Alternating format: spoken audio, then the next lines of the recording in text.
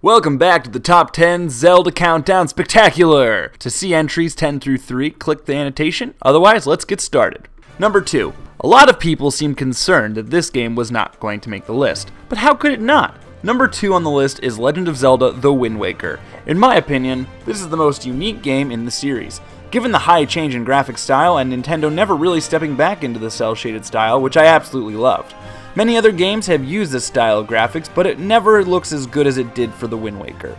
Even the game's story was pretty unique, in the fact that the world of Zelda went through many changes for the setting in this game. For the longest time in the game, there is no Zelda, no Triforce, no Hyrule, which to me is awesome. It would be like if a Mario game had very little to do with Princess Peach being captured by Bowser, which is a big reason why I love most of the Mario RPG titles, but that is for another day. Wind Waker also proves that your story is only as good as your characters, and although most Zelda games are very notorious for fantastic characters, Wind Waker has some of the best looking and some of the most clever dialogue. And although many people criticize the game for its sailing segments, which take up quite a bit of your time, especially in the beginning of the game, I feel it was one of the ballsiest things they could have done with the game. Nintendo was putting a lot of faith into their players, assuming they wouldn't be enjoying the game enough to sail for 5 to 10 minutes, and that it would seem less of a chore and more of a way to get someone into the game. This is what it did for me. The sailing only got me more excited for my next destination and made the world I was playing in seem huge. This game, in my opinion, has the best overworld in the Zelda universe. Unlike Ocarina of Time and Majora's Mask, who used a very small amount of space with different temples at every corner, Wind Waker felt more open, less a game and more of an overall world. Add treasure maps, random enemy fleets, secret islands, giant Octoroks, and many other secrets of the sea to add more life to what some may call a dull sailing experience. This is one of the few games out there I can't actually complain about. It's hard for me to think of something that I actually dislike about the game. I'd rather not rack my brain for a problem in one of my favorite games of all time, but still, it's only my number 2. Number 1. Number 1 on my list may come as a shock, but I have thought long and hard about this. Number 1 on my list is Zelda: The Wand of Gamelon, for the Philips CDI. Hands down the most unique Zelda experience one can have, the black sheep of the series, and a game most people don't even consider a Zelda game, but it is, and I love it. It's a love-hate relationship, I should say. Beautiful artwork mixed with crazy, almost drug-infused cutscenes with some of the worst animation and voice acting the world has ever heard. But all these things just add to the game's overall charm. Okay, no! Can't do this. The CDI games are shit. Horrible, terrible shit. Number 1 on the list is Majora's Mask.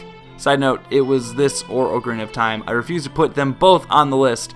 But Majora's Mask on the Nintendo 64 is, in my opinion, the best Zelda game ever.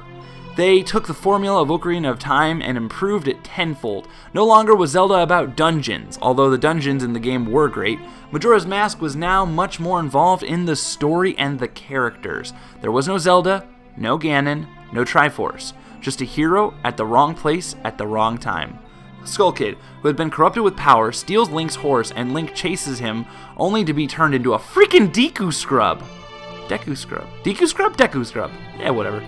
This was insane. Nothing like any Zelda fan had ever experienced. And to this day, I still feel that this game has the best first hour or so, compared to any other game. In addition to the Deku Scrub, who you can turn into at any time of the game, you can also turn into a Goron and a Zora, who plays a freaking fishbone guitar. These forms are possible because of masks. One of the main point of this game is masks. Kind of an odd theme, but it plays off of the Happy Mask Salesman side quest in the Ocarina of Time. This time it's the main point of the gameplay, and masks become tools, and some of them the best rewards for some of the side quests. And remember when I said Twilight Princess tried too hard to be dark when previous Zelda games achieved it more subtly?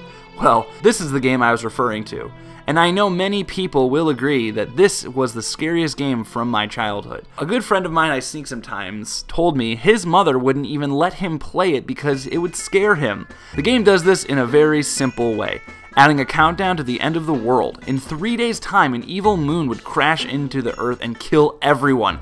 The apocalypse in a video game, and we need to stop it!